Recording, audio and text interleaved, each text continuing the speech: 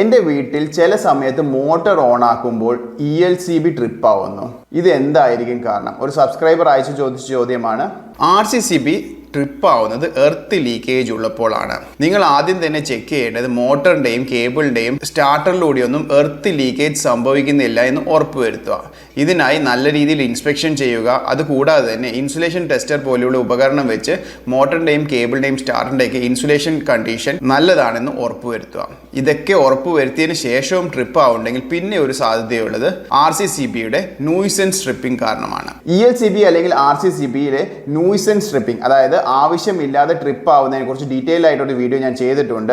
അതേ കാരണം കൊണ്ടാണ് ഇവിടെ ട്രിപ്പ് ആവുന്നത്. ഫോർ എക്സാമ്പിൾ, മോട്ടർ എന്ന് പറഞ്ഞ ലോഡ് ഓൺ ചെയ്യുമ്പോൾ ഒരു ഹൈ ആംപിയർ ലോഡാണ്. മോട്ടറിന്റെ സ്റ്റാർട്ടിംഗ് കറണ്ട് കാരണം ഒരു ഹൈ ആംപിയർ ഡ്രോ ചെയ്യുന്നതുകൊണ്ട് ഒരു വോൾട്ടേജ് സർജ് അവിടെ ക്രിയേറ്റ് ചെയ്യുന്നു. ഈ വോൾട്ടേജ് സർജ് കാരണം ന്യൂയിസൻസ് ട്രിപ്പിംഗ് കാരണമാണ് ഈ RCCB അല്ലെങ്കിൽ ELCB ട്രിപ്പ് ആവുന്നത്.